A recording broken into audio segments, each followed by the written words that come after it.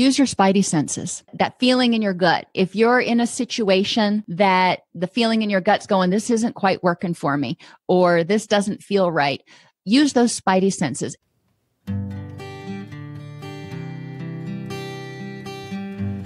Well, hello, friends of Bill W. and other friends. You have landed on Sober Speak. My name is John M.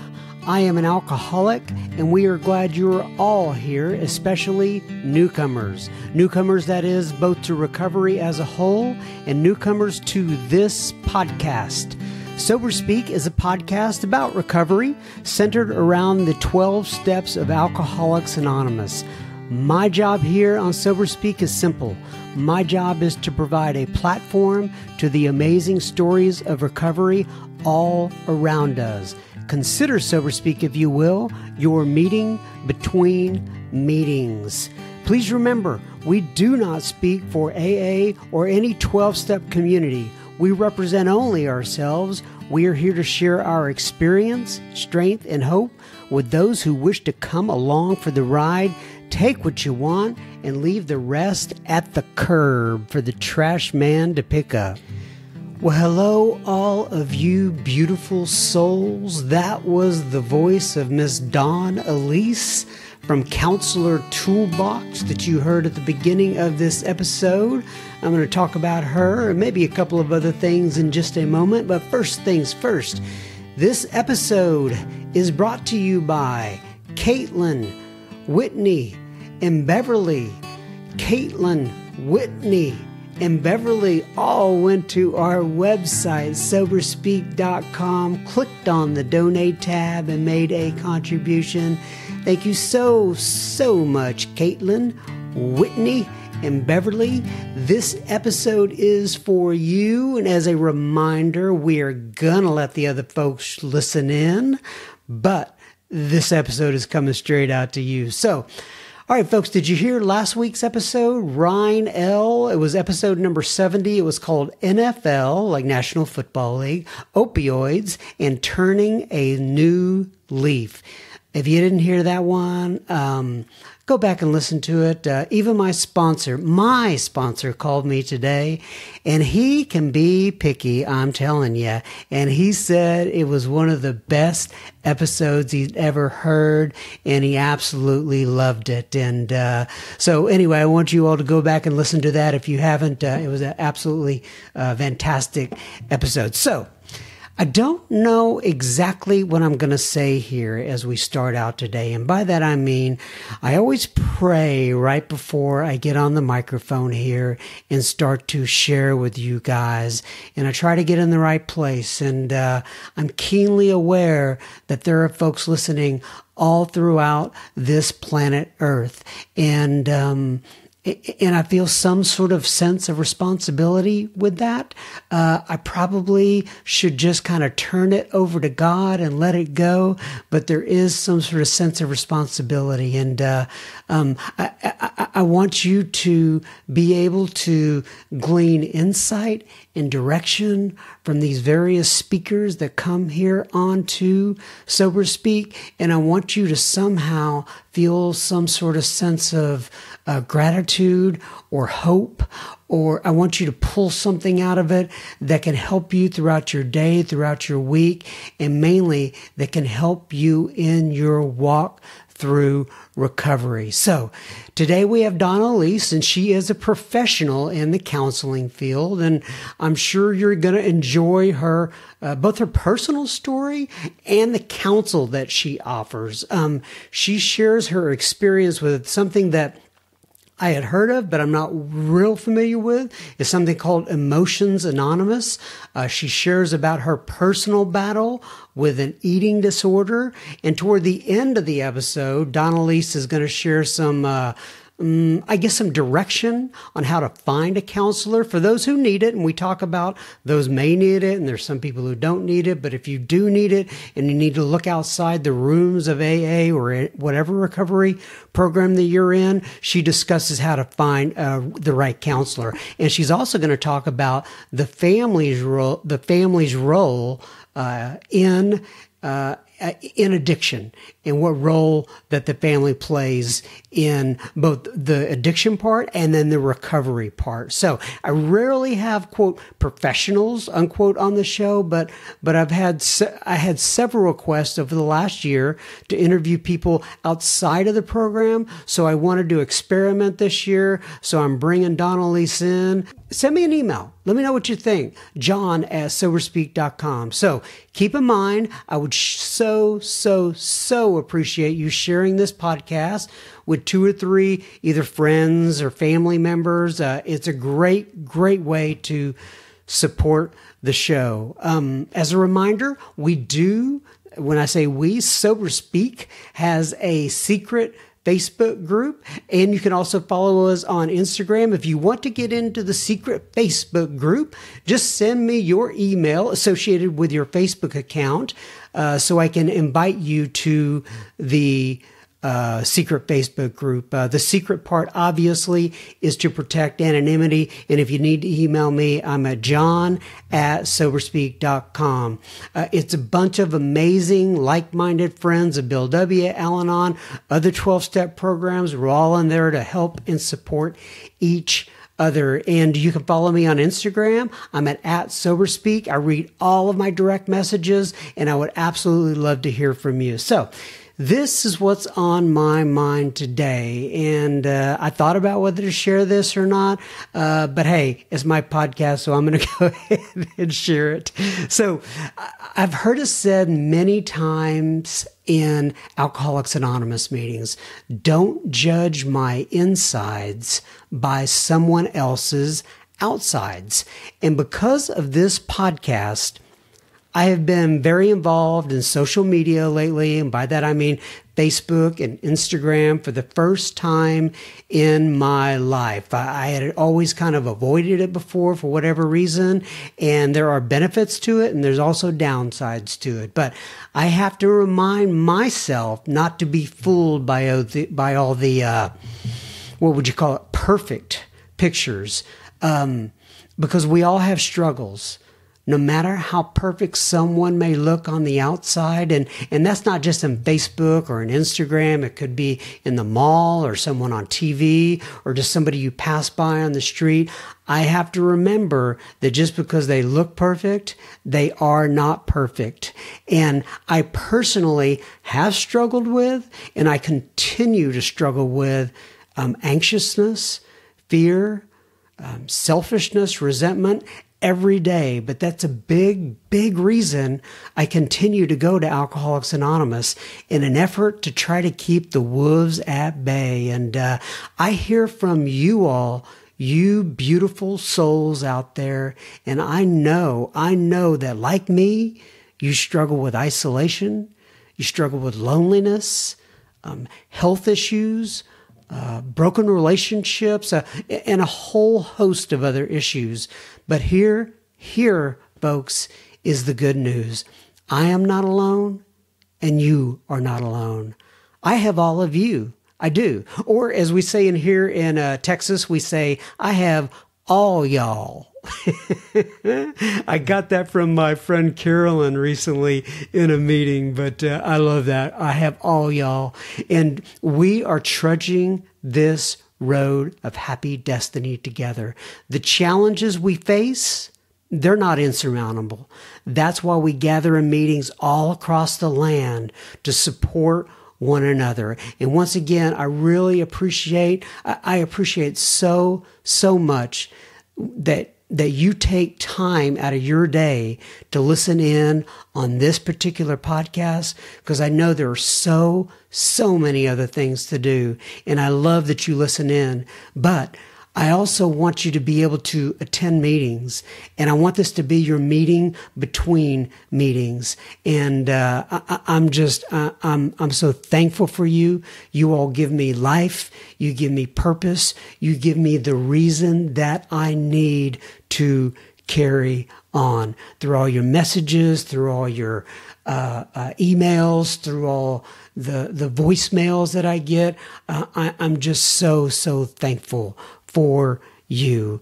Anyway, all right. So now on to Now on to listener feedback. And I'm going to have listener feedback both at the beginning of this episode and at the end of this episode. I guess we could call that a listener feedback sandwich. Does that sound right? I don't know. I have to keep myself entertained. So we're going to have a listener feedback sandwich. And at the beginning of listener feedback is right here. So I'm going to have to come up with a little tune. I keep saying that. I need a little bit of okay, here's some listener feedback right now. The Sober Speak listener feedback. How's that? Is that a good tune? Probably not. But once again, I'm keeping myself entertained. All right. So listener feedback starts out like this. First of all, writes in on the secret Facebook group from Spain. FD writes in and he says, "Dear John M. and everyone," this was a post he put out there. He said, "I am listening to the latest podcast episode right now. I am very much grateful for the podcast as it means the world to me. As I type from my phone, walking my pup in Spain, where I live, I am also with you all. I'm not at my best, but nevertheless connected to the program and walking the recovery highway. The most dangerous place on earth is my own head. So listening to the podcast keeps me in the light and alerted. 3 years without using after 20 using still makes the balance tilted. The past 7 years have been a roller coaster, and only now are things slowing down. I cannot do this by myself, and that is why Sober Speak is right now a pillar for me in which I position the AA candle to guide me. Today, I will live my life in accordance with our program and traditions. Thank you, JM." From FD of Spain. FD, my goodness, I read that in our secret Facebook group, and it just hit me right in the heart. I pictured you walking your little puppy in Spain, listening to the podcast, and then thinking about all the people that are involved, not only in that secret Facebook group, but all the listeners in the world, and you somehow being connected to all of us while you're walking down the path in Spain. And it just made my heart light up. I just mean that from the bottom of my heart. Thank you so much for writing in, FD. I sure do appreciate it. God bless you. Richie writes in on Instagram and he says, "John, thanks for the podcast. 3/9/2015. That must be his sobriety date. I have laughed and cried on many occasions. It is definitely my meeting between meetings and listening has got me back to being more consistent about going to meetings on a regular and weekly basis." That is fantastic, Richie. I love to hear that. So give all the peeps my best when you go to the meeting. Gary writes in on Instagram. He says, "Hey, John, thank you so much for your podcast. I had a 7-hour drive home to North Texas from Hattiesburg, Mississippi, the second part of a 2-day journey. I was complaining to my girlfriend that morning about not having been able to make a meeting for the past 11 days, and it was starting to get to me. She recommended that I give your podcast a try, and it was exactly what I needed. I listened the whole way home, made the 7 hours feel like 1 hour. Thanks for what you're doing and look forward to more. Gary K., the other one." In other words, he's saying we recorded an episode by Gary K., but this is another Gary K. that was writing in. And I remember writing back to Gary and saying, "Your girlfriend sounds like a really smart lady suggesting Sober Speak." He said, "Well, she can't be that smart. She's dating me." So thanks for writing in, Gary. I'm glad you made it home to North Texas. Otto writes in from Finland. all the way from Finland. He says, "Hi, John. Just wanted to say hello. I got the hint about Sober Speak from Gary K. in Texas." That's the Gary K. that the other Gary K. was just referring to. But nonetheless, I got to know Gary K. at the Atlanta International Convention 2015. I am a Finnish alcoholic, having been sober now for 28 and a half years with the help of Alcoholics Anonymous Way of Life and my sober fellows. My sober journey has been great. A roller coaster with ups and downs, but all without any substances. The last 10 years have been getting better than the previous 10.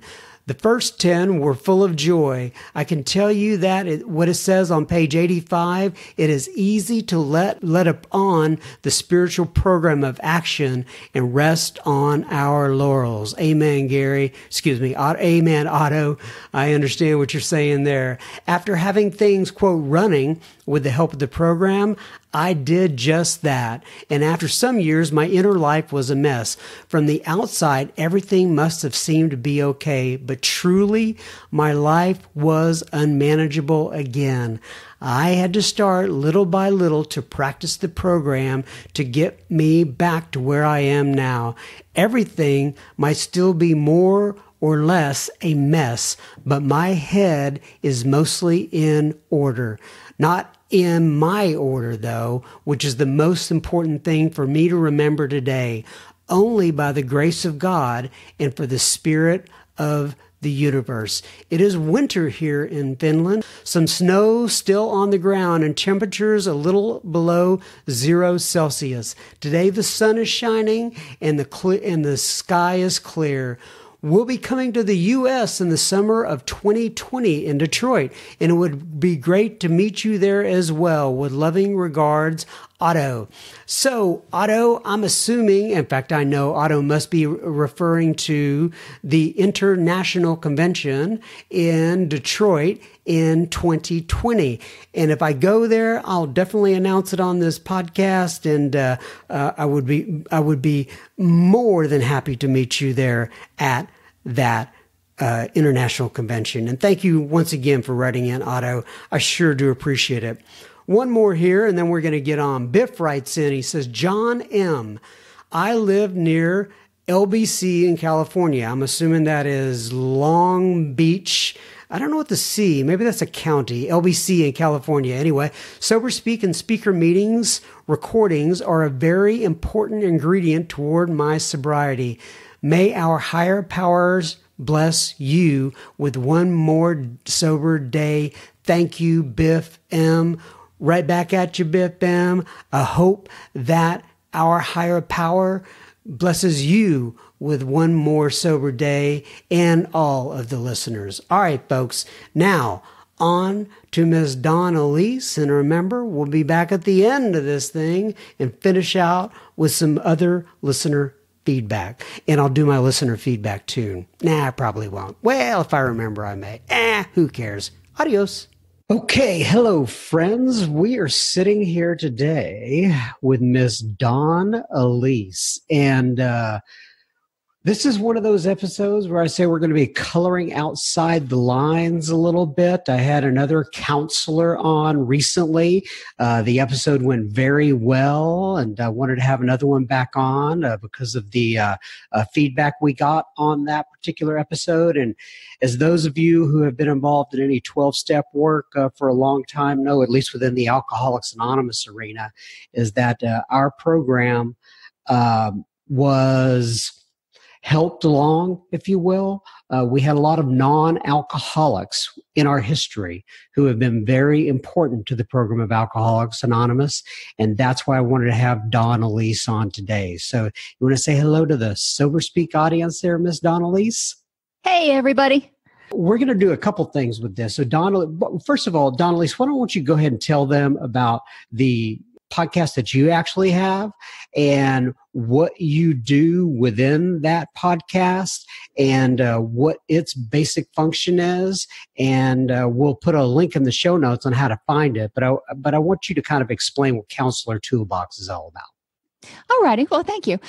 Counselor Toolbox, I started it in 2006, and I saw that there was a great need out there to help clinicians, counselors, addictions counselors, mental health, social work, clinicians, really understand co-occurring disorders. And the research says that co-occurring disorders are the expectation, not the exception. So, but I was noticing that a lot of mental health clinicians that I was working with were oblivious to how to work with addictions.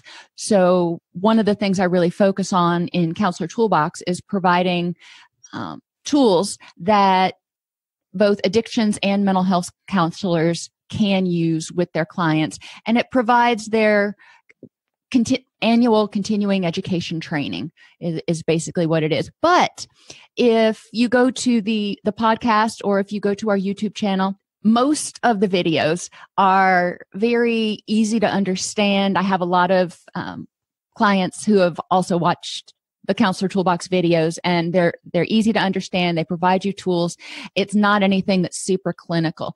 Some of them, and you'll just tell by the title, are going to be dreadfully boring, like ethics and prevention of medical errors. Obviously, that's not something y'all are going to be concerned about, but dealing with depression and relapse prevention and motivational enhancement and all that kind of stuff. I have over 350 videos that are out there that can potentially help you find some tools and resources to use to implement in your program. Yeah, and I can attest to that. I've listened to many of them. I listened to part of a series on spirituality and happiness that you had.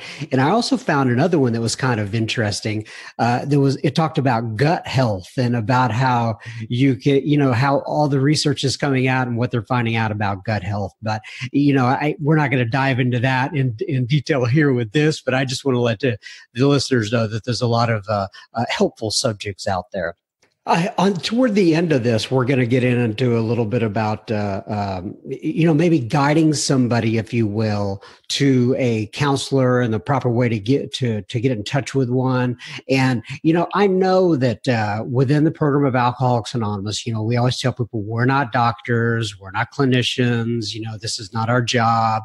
But I do want, but we also say that if you need help outside of Alcoholics Anonymous, we encourage people to go out there and find that help. And that's what we're going to talk about toward the end of this segment. But I really want to talk a little bit about you and some of your background. Did you have something to say there before we started? It looked like you wanted to. I did. I just wanted to interject. In 12-step programs, there are 12-step programs out there for people with co-occurring disorders. One is called Double Trouble, and the other one is Dual Recovery Anonymous. Those are out there. And also, because I am a clinician, doesn't mean I think everybody needs to see a clinician. I know plenty of people who have embraced recovery without seeking someone that had professional help, if you will. Yeah. So, I just want to make sure that your listeners know that the end, when we talk about looking for a counselor or a psychologist, that's if you need one, and not everybody necessarily will. That's correct. Thank you for clarifying that. By the way, I love the title of that one group, Double Trouble. I know, me too. All right, so let's talk a little bit about you and your background. And I know that you've had your own struggles from having other conversations with you. So why don't you give us a little bit of a background of you, where you grew up, what your challenges were like growing up, how you've overcome those, and where you are today. Okay. Well, I came from a family that has a lot of addiction and a lot of mental health issues. I think I was thinking about it this morning when I was laying in bed. I have one grandmother, one aunt, and one uncle who haven't struggled with addiction problems, but everybody else has. So that was one of the things that actually drew me toward addiction counseling once I became once I realized that I wasn't going to medical school and I was going to become a counselor. So, so let me dive into that a little bit, because there was a time when I first got sober that I went back to school. I thought I was going to be a counselor and, go out and help the world and everything. And, and I didn't go down that route, but I think that is a common phenomenon, if you will. So do you think part of that going into that particular field was trying to figure things out for yourself and your family? Oh, I'm sure it was. I'm sure it was. Back in the day when I went to college, they still didn't really understand a lot about what I was struggling with, which was eating disorders. And they knew a little bit more, obviously, about alcohol and drug addiction, but they hadn't even made the connection that the two of them were even remotely related. That came decades after I started college.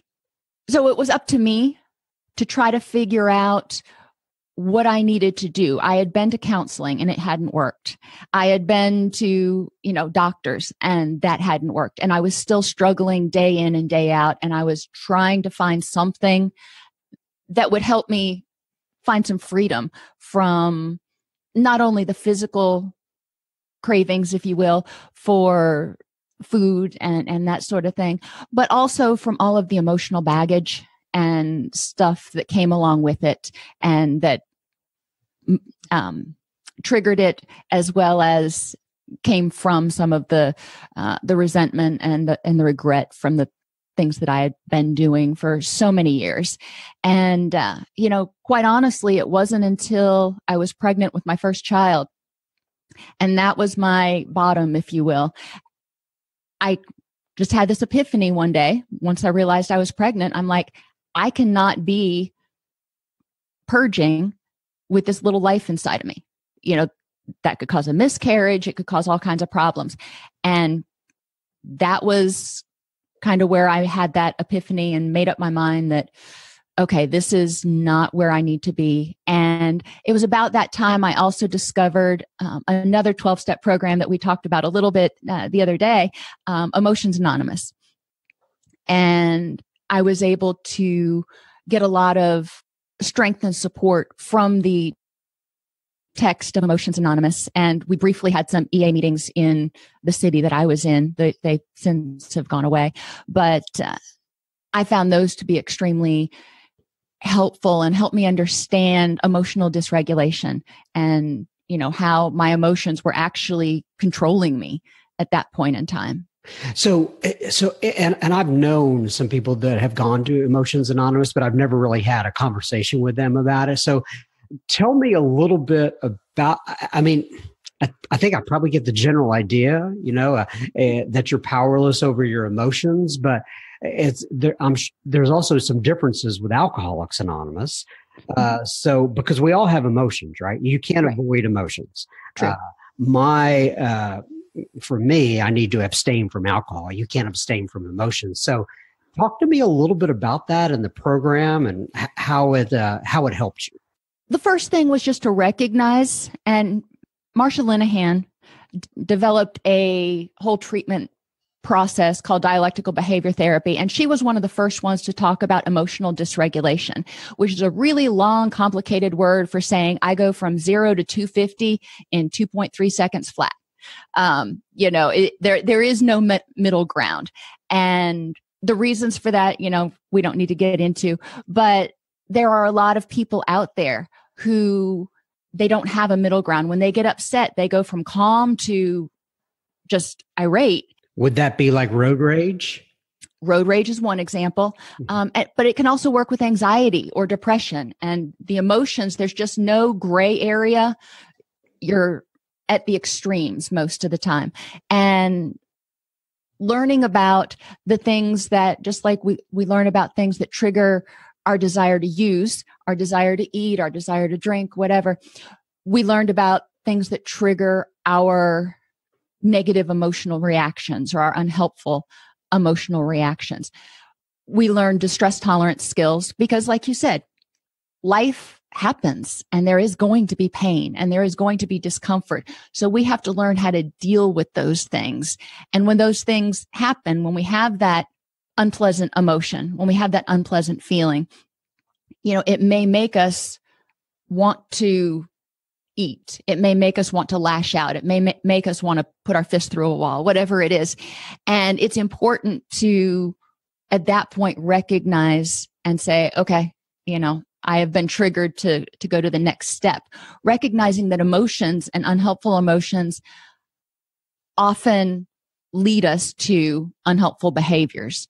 And we need to develop a different method of dealing with those, just like the alcoholic discovers different methods. When they're stressed, they may feel like they want to drink. Well, you can't have a drink. So when we're stressed, we need to figure out what we need to do instead. So are you saying that Emotion Anonymous helped you with your eating disorder at the same time? Was that what you used to deal with the eating disorder, or was there some sort of other counsel, or was there just some sort of recognition and realization that you had in your life? It really was, for the most part, Emotions Anonymous, because that was fueling. And when I would, for example, start to feel depressed. Well, depressed is the easy emotion. Then you have to look at all the other stuff. What's causing the depression? And it was low self-esteem. It was guilt. It was frustration. It was all this other stuff. And learning how to identify all the feelings and work through them in a healthy way was important, because most of the time when I was actively in my eating disorder, I didn't feel much. As soon as I would start feeling something, I would run and I would eat or whatever. And then I would purge because I felt guilty. And then I'd feel angry that I purged. And, it was a whole vicious cycle. As you know, I have interest in this. I have it in my family background, right? So, but I never really asked the questions. My mom had an eating disorder. So is that kind of what would happen? In other words, the feelings would come up. They would get a little bit out of hand, so to speak. You would run to the food to take away those feelings, and that would work temporarily. And then you would purge, and then you would go into another vicious cycle, having shame about that. Is that pretty much which would lead to another binge and another purge, and yeah, it could destroy an entire night. It was pretty overwhelming a lot of times. But yeah, the feelings lead to the desire to find something to numb the feelings or distract you from the feelings. And then for me, being anorexic, the shame I had about eating and the fear I had of getting fat came on as soon as I finished eating, because then I was there to focus on the fact of how full I was. And I was just like, oh my gosh, that this is not okay. And then I would purge, and then I would feel extraordinarily ashamed and guilty and frustrated and angry, which I would run from again. Okay. So, and I want to talk also a little bit about your family history. You said there was a lots of addiction and stuff within your family. I'm assuming this came up as you started to get older and you had to deal with it and such. What were the feelings there, and how did you work through those? Was that Emotions Anonymous as well? That was more personal reflection.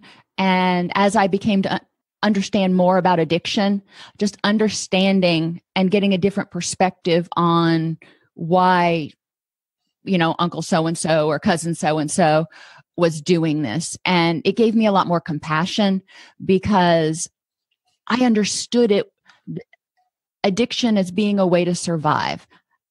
Not a great way, but it was the only thing they had left to help them survive a moment or life itself at that point in time. And that helped me understand. One of my uncles had polysubstance abuse, but he started out with alcohol after his first wife died. And just the pain and the grief and the trauma from, stuff from his childhood. He had, some stuff, but once she died, it was unbearable for him. And that's when he started drinking heavily. And once you start using, whatever it is, whatever addiction we're talking about, it starts messing up the brain chemicals and it causes cravings. I mean, there is physiological stuff that happens that triggers cravings. So for him, and, I could understand what was going on, and I could understand why he couldn't stop and why he kept doing it and why he kept choosing. Every time he sobered up, he had to realize that Aunt Chris was not there anymore. And that was more than he could handle. Right. Okay, I'm going to do a quick announcement, then we'll continue. We'll be continuing our conversation with Dawn-Elise in just a moment. Just a reminder, you're listening to Sober Speak. You can find us on the web at www.soberspeak.com. And there you will find all of our other episodes, which you can listen to for free. You can also find the donate button on our website, and you can use that if and only if the Spirit moves you. Please keep in mind, this is a podcast funded by you, the listener. Sober Speak is a self-supporting organization through our own contributions. We are not allied with a sect, denomination, politics, organization, or institution. We do not wish to engage in any controversy, neither endorse nor oppose any causes. Okay, so back to Dawn-Elise. You had mentioned at one point when we were talking about, I guess you went to school in, is it Gainesville? Is that right? I did. Yes. And University of Florida, I'm assuming, is it? Go Gators. Go Gators. And so, and also you mentioned that you got drawn into a particular field because there were some events happening around that area at the time. So could you dive into that a little bit? Well, unfortunately, when I was a sophomore in college, Danny Rawling was in Gainesville and murdered 10 University of Florida students. And it was about that time, or shortly after that time, that I started volunteering for the Alachua County Crisis Center. And this was also during the time that I was finding out that God did not intend for me to go to medical school because I was failing calculus miserably. Oh, no. And oh, yeah, it was ugly. Not only once, but twice. I had it once, I dropped it, I tried it again, and it just wasn't happening. So I was, okay, well, what else do I do? But during that time, I was moved to start volunteering, and I found that I was pretty good at counseling and crisis intervention and stuff, which ultimately I changed my major to psychology in undergrad. And then I went to graduate school, and here I am. How about that? And so after you got out of school, then, is that when you started doing what you're doing today? How did you make that leap to a podcaster? Oh, gosh. It's been many, many years since I was in school. When I started, after my master's program in 1997, and in community mental health at a clinic that I ended up working at pretty much steadily for 14 years. I had 2 little breaks for 2 little children, but I kept going back, and I started out as a line clinician working as doing assessments in the felony drug court program, and worked up to middle management, which is eventually where I kind of left. But during that 14 years, I was working primarily in what was at that point known as an addictions program. That's before we really understood that it needed to be co-occurring. And in the last 4 years that I was there, they actually rebranded, if you will, the treatment program to be a co-occurring facility, and brought on a lot of services that enhanced the treatment for the mental health component for those people, and the physical health component for those people who were in our program. Okay, so let's turn a corner a little bit here, and you work with a lot of people, a lot of folks like me who are in the program. So let's talk a little bit about how do people go about finding the right help if they indeed need help. Like you mentioned earlier, not everybody needs help, and I have always said a good counselor is worth their weight in gold. But the challenge is it's finding a good counselor and somebody who's maybe on the other side of their own issues, right? And have done a lot of good work. So how do they go about finding the type of treatment that they would possibly need to work through some things that are outside the scope of AA, if you will? Well, first is to understand a little bit about counselors, which, oh boy, there's volumes there. But the approach that counselors use can vary between counselors. A lot of people in addictions focus on, or with addictions, like to go to counselors who focus more on a solution-focused cognitive behavioral approach, which means you go in there, you sit down and you go, here's my problem, here's where I want to be, how do I get there? It's very practical, if you will. But not everybody likes the very practical. Some people want to have more of a chat, which is person-centered. Whatever the feeling is, it's important when you go interview a counselor. And yes, you can interview counselors. A lot of counselors will give a free 15-minute get to know you session and talk about what it is. Go to their website, learn more about the counselor ahead of time to see if it's even a good fit before you go in, and then talk with them and say, okay, this is my problem, or this is what I think my problem is. How would you approach it, and what would treatment be like with you, and how long should I expect to stay in treatment? It grinds my gears when I hear about people that are in treatment with the same therapist for 3, 4, 5, 10 years for things like anxiety or depression, or if you've got schizophrenia, that's something different. That is not going away. But most people, if they're getting good treatment, can deal with a lot of their issues in 6 months or so. I usually only keep clients on my caseload for 12 weeks, and then I start weaning them down to every 2 weeks or once a month. Let them have a break. And then if they decide they want to work on something else or start up again, great. But so definitely asking a clinician, how long should I expect to be here? What should I expect from you? What is a session like with you? And what do you know, or what is your philosophy on addiction? Some clinicians are fully behind 12-step programs, and some clinicians aren't. Some clinicians are more aware of all of the things that go into an addiction and addiction recovery, the biopsychosocial aspects of it. Others aren't. If you don't have to go to somebody who is a licensed addiction professional. Obviously, they have more training in addictions than other people. But licensed mental health counselors, family therapists, social workers, they also may have gotten training in addictions, And so you want to know, what is your philosophy on addiction and what is your philosophy on recovery, and make sure that they mesh. So you're not trying to work towards opposing goals. I was going to say, I think you're about to go into that. So as you know, many times the family situation is not ideal. Now, there are people who have very supportive families and they're encouraging them to get help, and they'll go to all the family weeks and they'll do everything that they need to do in order to support that person. But many times it's not a healthy situation.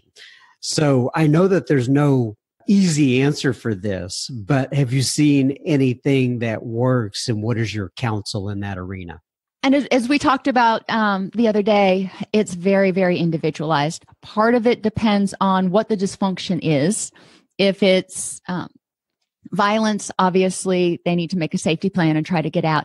If it is a partner who lives with them who is still smoking pot while they're trying to recover, they're going to have to figure out how to deal with that. And I've worked with many, many, many families where, and even my own, where the people who are not identifying as being addicted say it's it's the addict's problem. It's not my problem. So I should be able to drink in my own house. I should be able to smoke weed in my own house. I should be able to, and there's a great sense of entitlement that comes along with that. So helping the person in recovery figure out how to negotiate that so they're not triggered is one big thing. Helping them figure out, you have families too that the family just doesn't want treatment and they're not ready to let go of that anger. So the person is in this toxic environment day in and day out where they're being micromanaged and people are helicoptering over them, just waiting for them to make a mistake. And it wears on people after a while. And encouraging people in both of those situations to spend as much time, if they can't get out of the situation or choose not to, spend as much time in safe, sane, healthy places. Meetings are a great place to spend a lot of time. If work is good for you, then work. Volunteering, doing whatever you can to avoid spending a lot of time in a situation that you can't control. If those people are not willing to, take the next step, because addiction is a family issue. And again, family as you define it, it's not necessarily blood relatives. If those people who were supporting you, enabling you, pushing you away, getting angry at you, whatever, in your addiction are not ready to change their behaviors, then they may inadvertently pull you back down a little bit. So it's important to look at those patterns of behavior and remain vigilant in terms of what do you need right now. I have one friend who is just recently made a really hard decision to move out and change his residence because the environment that he was in was so toxic, and his words. And there was a lot of guilt and a lot of frustration and a lot of really devastating feelings about making that move. But he knew he needed to do it for his own sanity and sobriety. And, I commend him for the courage that it took to take that step. But each person is going to decide in their own time what they need to do and how to do it. And sometimes it means going to a meeting and asking the fellowship, when you were in my position, or if you've ever been in my position, what did you do? Let me just hear what other people have done, because I don't have any ideas right now. I'm fresh out. That's a great way to get support. Yeah, that's and that's we hear that same sort of story in Al-Anon all the time as well. And I think that's great. Like you said, you just need to get a different perspective, get out of your own head, go hang around with some people that have been in that situation before. They took some different action and now they're on the other side of it. And then you get to decide what to do for yourself. No one's going to put a gun to your head and make you do anything, but it is just a matter of getting a different perspective. And one thing that sometimes I ask people when they're struggling with things, I'm like, well, if you had a sponsee come to you and ask you this very same question, what would you tell them? Just something as simple as that can help people get out of their own head. And it just seems so obvious. They'd be like, well, of course I'd tell the sponsee this, this, and this. I'm like, well, you got your answer then. That's right. What kind of message, if you will, would you like to impart to the listeners that are listening in on this podcast? In other words, these people are generally speaking people who are in Alcoholics Anonymous or some other 12-step program. And what kind of words of wisdom, so to speak, would you like to leave them with? Use your spidey senses. And that's what I talk about, that feeling in your gut. If you're in a situation that the feeling in your gut's going, this isn't quite working for me, or this doesn't feel right, use those spidey senses. And that includes choosing the right meeting.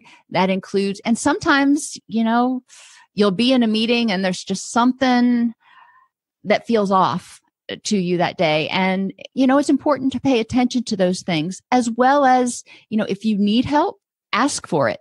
And ask for it from your sponsor. Ask for it from counselors or whatever, and recognize that you know you the best. You've lived in your skin for 20, 40, 50 years. You are the expert on you. Clinicians, we've known you for 20, 40, 50 minutes. And, we have tools, but you know what's going to work for you. And it's important to feel like you have the power to direct your treatment to a certain extent, to have a say in it. And I know that kind of goes against what we were saying earlier about, going to meetings and being willing to take direction.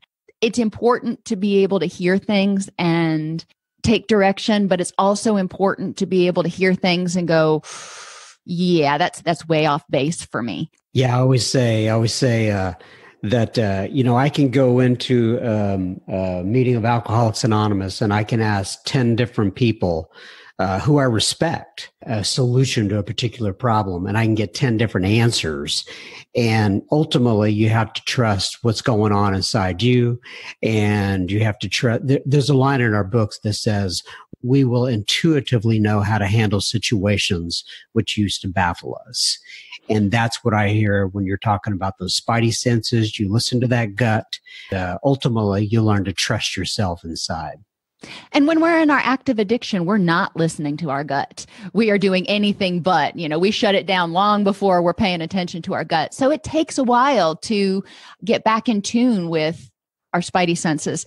And, but once we do, it's great. And recognizing that, we've talked about meetings and we've talked about counselors or clinicians, but those are not your only two options. You've also got spiritual leaders. You've got, other trusted people. So, it's a matter of figuring out where you're going to be able to access the resources that you need to support your sobriety. That's correct. Yeah. And a friend of mine, Mac, always says that he would get into a situation and he was going to pray, but he didn't because he knew it would work. In other words, I get that. You have to, listen to your gut. And if praying's the right thing to do, you go ahead and do that. Well, Dawn-Elise, by the way, I love your name, Dawn-Elise. Thanks. I'm sure have you ever met another Dawn-Elise? That I have not. I've met Dawns and I've met Elises, but never any Dawn-Elises. Well, this has been surely a pleasure. I appreciate you coming on Sober Speak. God bless you. I will I'll get a link to your website and to your various podcasts that you do out in the show notes of this particular episode. Okay. Fabulous. Thank you very much. Okay. Bye-bye, Dawn. Bye, John. So what'd you think about that with Miss Dawn-Elise? I sure would appreciate you reaching out to me and letting me know. Any sort of constructive feedback is always welcome. I am at John, John, at soberspeak.com. Now, a little bit more listener feedback on the other end of the podcast. This is the listener feedback sandwich on the other side. And that's not really working for it in terms of good music for this, is it? But I'll get it figured out. All right.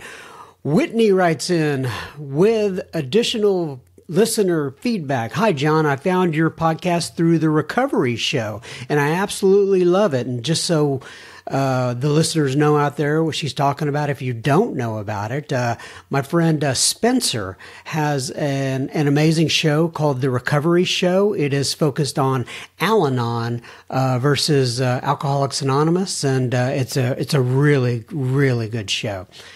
I am a double winner, she says, after 4 years in Al-Anon and 6 years in Alcoholics Anonymous.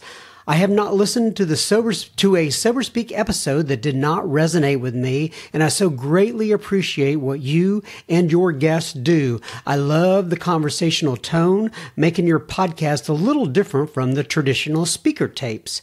It is very engaging and is the perfect thing for a, quote, meeting between meetings.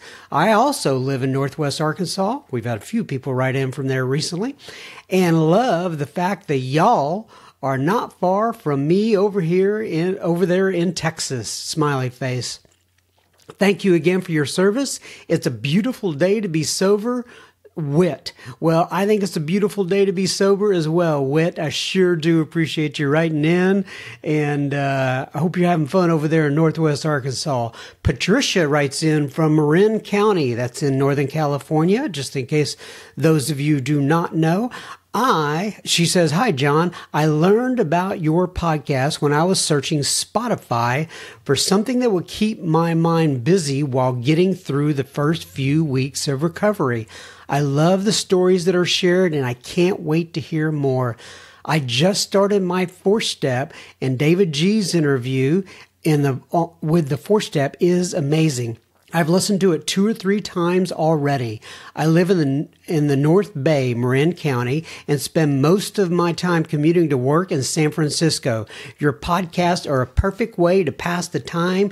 Thank you, Patricia." Thank you, Patricia, for writing in, and thank you for listening to us on the way to and fro your work. I really do appreciate it, and good luck on that 4-step.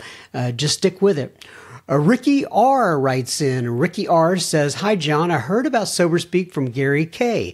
That was the Gary K. that was recently had an episode on our podcast. It was called There Is a Solution. He says, "I live in Jacksonville, Texas, and I have been sober since August 20th of 1990. I just turned 60 years old.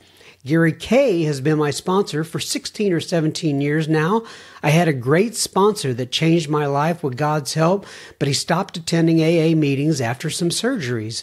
Gary moved to Palestine from Odessa, and I met him, and we've been doing this ever since. I'm still in love with AA and go to lots of conferences and lots of AA functions.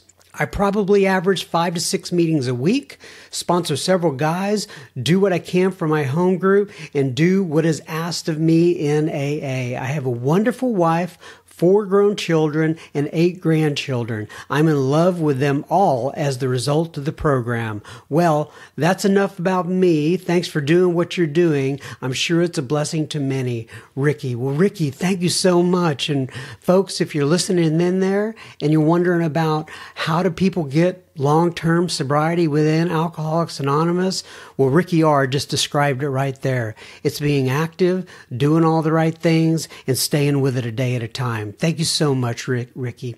Lisa writes in, and Lisa, oh gosh, I'm not going to read all of this, I don't think. So Lisa is from Tuscany, Italy, and she wrote in and she said, "Hey, John, I listened to your podcast while I'm driving around Tuscany, where I live. I'm an expat here and have had to listen to your podcast in English, which is wonderful. We have English-speaking AA, but I need more than that. A meeting when I am not having a meeting, as you say. But I wanted to add, as others have told you in the past, that your laughter at moments can reveal disaster. Sadness and crushing moments. Oh, there I go again.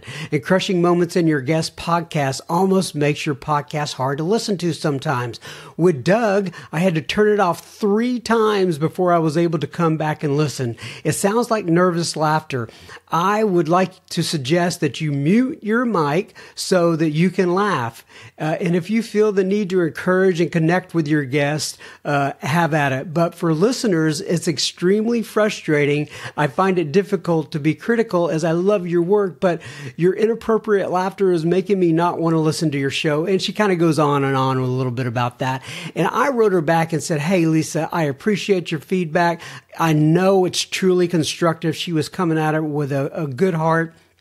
And I said, long story short, but the first 30 plus or so episodes I recorded, there were no mics to mute. In other words, I had one microphone that had sat in the middle of me and the other person. And if I muted me, I'd be muted in the other person.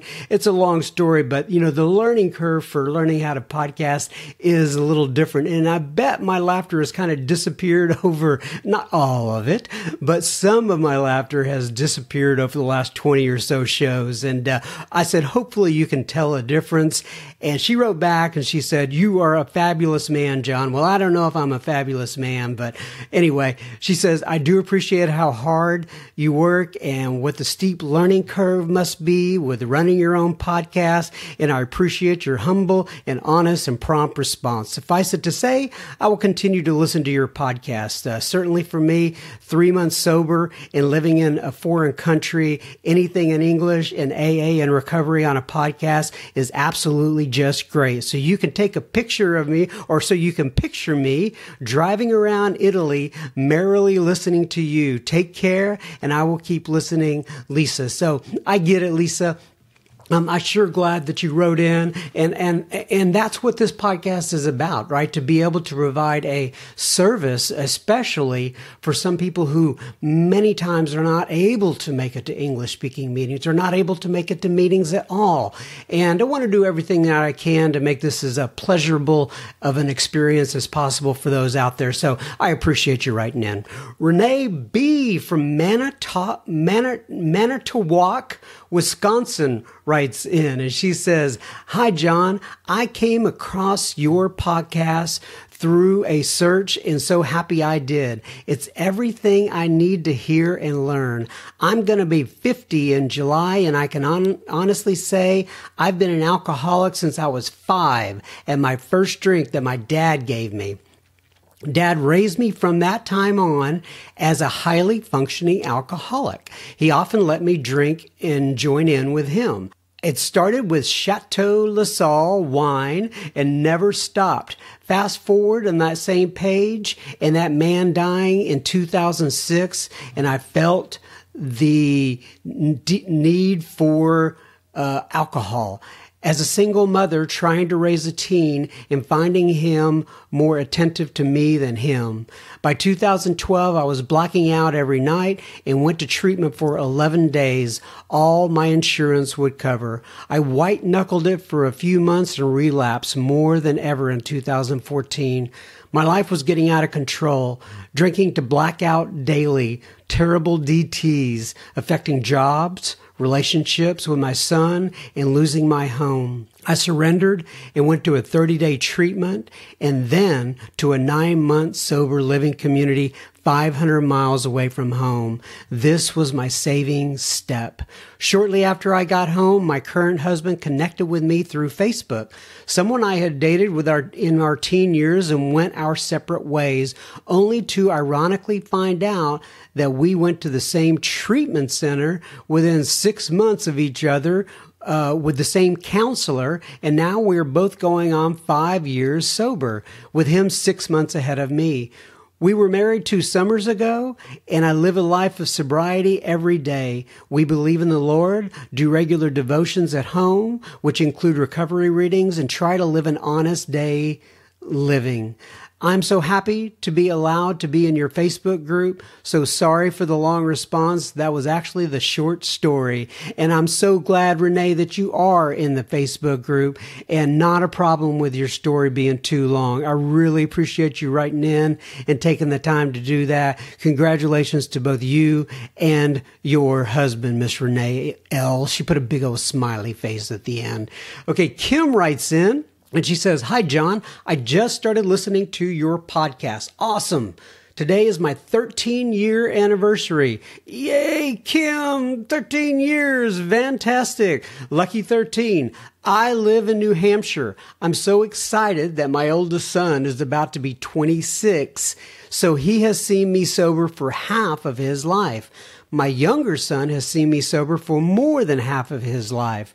I was shown the 12 steps of Alcoholics Anonymous through a big book study. I have a sponsor. I have sponsees over the years. I'm so grateful. I've been listening to Sober Speak all week, and I just brought 2 newcomers to a new meeting, and they both got their 30-day chip. I love the way the program works. I love your podcast, Kim from New Hampshire. That's fantastic. I think the part that really excites me more than anything about what you wrote in, Kim, was taking those 2 newcomers to a meeting and getting them their 30-day chips. That's fantastic. So you all do well up there in New Hampshire. Bev W. writes in, and by the way, this is the last letter for this week. And Bev writes in and she says, "Hi, John. I just love Sober Speak! Exclamation point. I often imagine all the work that goes into the production. I live in Washington State, specifically Marysville, which is about 35 miles north of Seattle. I love that area of the country, Bev. I have written to you previously to let you know the Sober Speak has been a great ally to me, as I have some health issues which sometimes cause me to medically isolate. My sponsor suggested that I find a podcast to listen to during my recovery from surgery last January. Sober Speak popped up, and I listened to your anniversary message followed by David G, and I was hooked. I went back to the beginning of Sober Speak and listened to all the episodes as I fall asleep each night, and I finish in the morning as I get ready for work. Love it, in big capital letters and 3 exclamation points. John, I have struggled with my sobriety for about the last 6.5 years. The one thing I had going for me was the desire to stop drinking, and I kept coming back in all big cap letters, determined to stay for the miracle. I have been sober since August 23rd, 2018, and while I have had longer periods of sobriety before, I can honestly say that this is the most honest and serene sobriety I have ever experienced. Wow, what a gift. I absolutely love Samara. By the way, for those of you who don't know, Samara has a couple of episodes on this podcast back at the beginning, but she says, I absolutely love Samara. I'm not sure what speaks to me in her story, but that's okay. You're right, Bev. It is okay. This morning, I listened to Miss Claudia. I loved so much of what she shared, specifically when she shared her experience with the resentments in her 13th year. It was a strong reminder that I have to keep honest and share my story, even if I don't want to. I'm so grateful that you continue to serve our community in this way. Keep up the good work. As you often say, God bless. Your sober sister, Bev W. Well, Bev W., my sober sister, God bless. And it's letters like that and all the others that keep me keeping on. Those are the types of things that put gas in my tank. All right, folks, that's it for this week. God bless you. We'll catch up with you next week. Bye-bye now.